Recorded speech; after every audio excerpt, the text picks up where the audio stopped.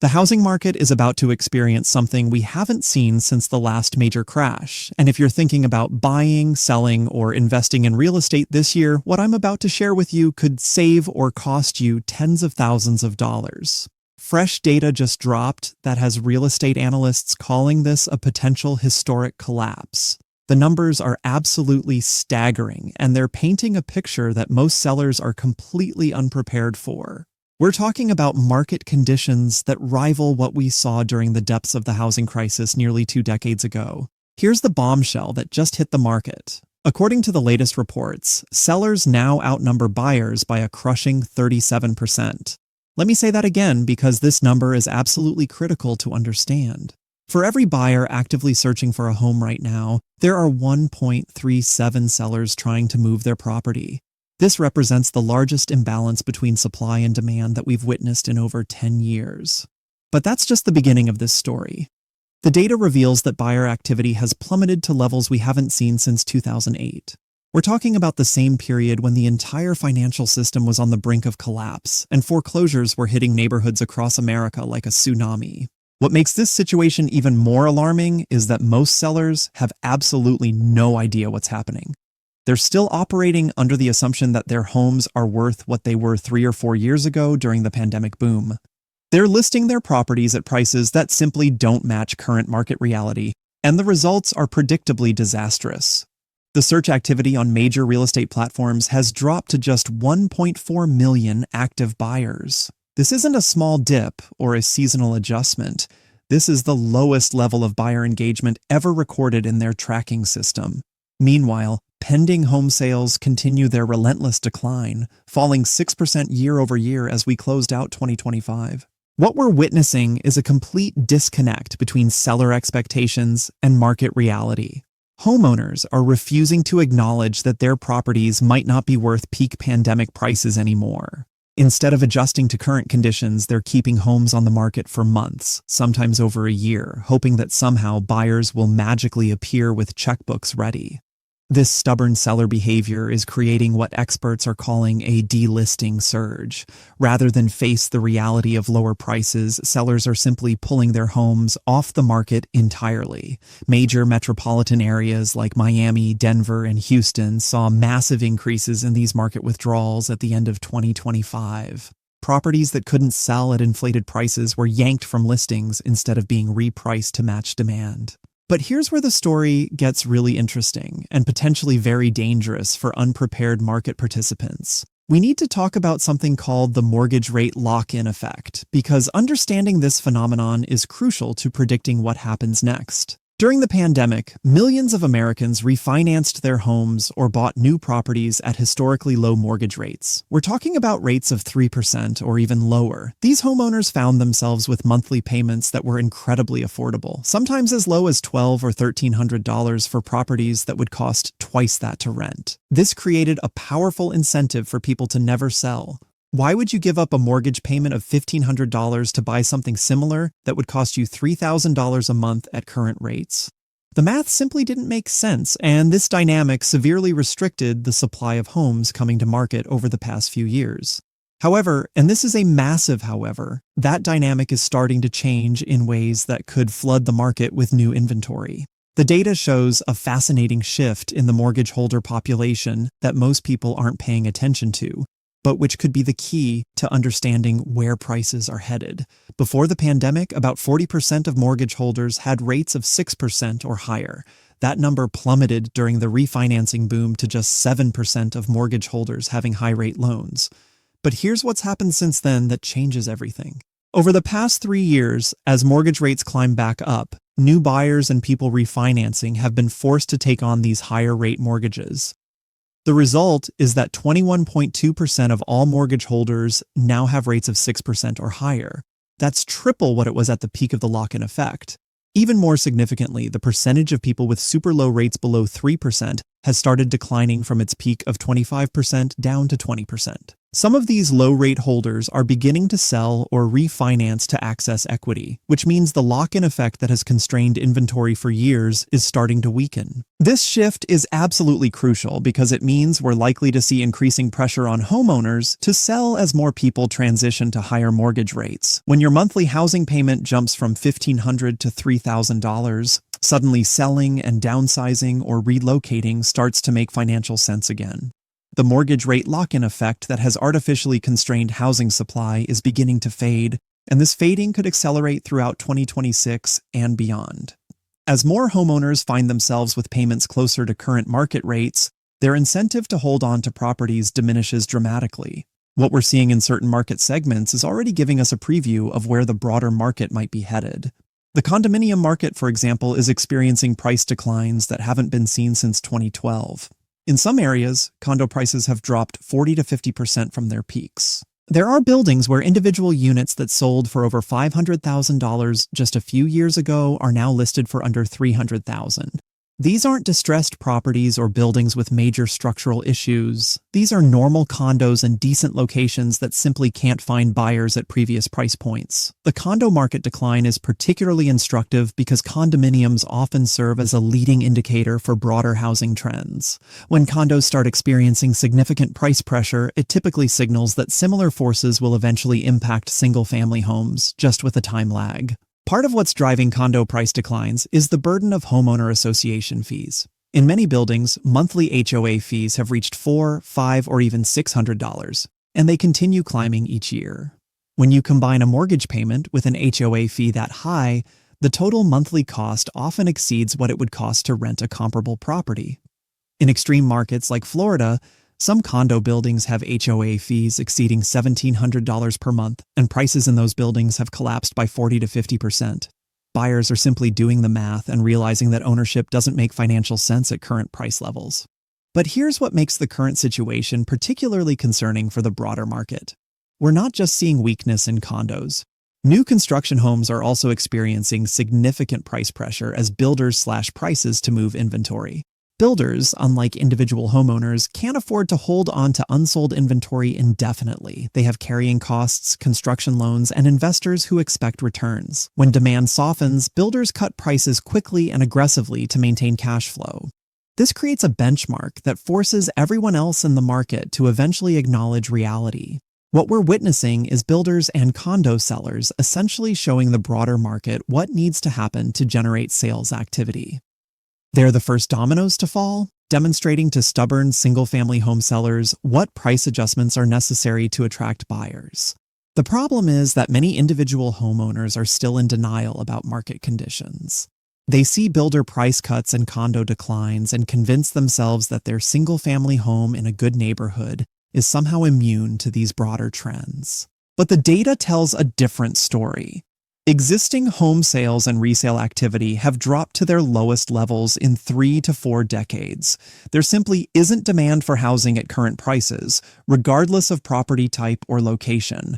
The buyers have left the market, and they're not coming back until prices adjust to match economic reality. We're seeing properties simultaneously listed for both sale and rent, which is almost always a sign of seller desperation. When someone can't sell their home and also can't rent it at their desired price, it indicates that their pricing expectations are completely disconnected from market conditions. In many cases, these dual-listed properties started with sale prices based on peak pandemic values and rental rates that would provide positive cash flow at those inflated purchase prices. But as both strategies fail to generate interest, owners are forced to cut both the sale price and the rental rate, often multiple times. This pattern is becoming increasingly common across markets that experienced significant appreciation during the pandemic boom. Sellers who purchased or refinanced based on inflated values are discovering that neither the sales market nor the rental market can support their financial assumptions. The delisting phenomenon we discussed earlier is really just another symptom of this same problem. Rather than accept that their property might be worth 20 or 30% less than they hoped, sellers are choosing to withdraw from the market entirely. But this strategy only works temporarily because the underlying financial pressures that motivated them to sell initially don't disappear just because they pulled their listing. Eventually, these delisters will need to return to the market, and when they do, they'll likely face even softer conditions than when they first tried to sell. Market conditions aren't improving for sellers, they're getting progressively worse as buyer activity continues declining and inventory levels remain elevated. What makes this situation particularly dangerous is the feedback loop that's developing. As more sellers realize they need to cut prices to generate interest, it puts additional pressure on neighboring properties. When a home sells for significantly less than recent comparables, it establishes a new price floor for the area. This creates a cascading effect where each price reduction makes it harder for other sellers to maintain their asking prices. Properties that might have been fairly priced a few months ago suddenly appear overpriced relative to recent sales, forcing additional price cuts throughout the neighborhood. We're already seeing this dynamic play out in markets across the country. In Austin, Texas, for example, home prices have declined 25% over 3 years. Other markets are showing double-digit year-over-year declines as the price discovery process accelerates. The question for potential buyers and sellers is whether this trend will reach their specific market, and if so, how severe the adjustment might be. The answer largely depends on how overvalued properties became during the pandemic boom and how quickly local sellers adjust to new market realities. Markets that saw the largest price increases during the pandemic tend to be experiencing the most significant corrections now. Areas where home values doubled or tripled in just a few years are seeing the most dramatic reversals as buyers simply can't afford properties at those elevated levels. But even markets that experienced more modest appreciation aren't immune to these trends. When buyer demand drops nationally and mortgage rates remain elevated, it creates pressure across all price points and geographic areas. The mortgage rate environment deserves particular attention because it's such a critical factor in buyer affordability.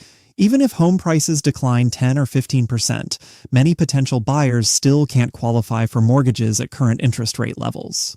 This creates a challenging dynamic where sellers need to cut prices enough to offset the impact of higher borrowing costs. If mortgage rates have doubled since someone could last afford to buy, prices might need to fall by 30 or 40% to restore that same level of affordability. We're seeing early signs of this adjustment process in various markets, but it's happening unevenly and often taking longer than economic fundamentals would suggest. The delay is largely due to seller resistance to price cuts, but eventually market forces tend to overcome individual preferences. What's particularly concerning for current homeowners is that this process appears to be accelerating rather than stabilizing.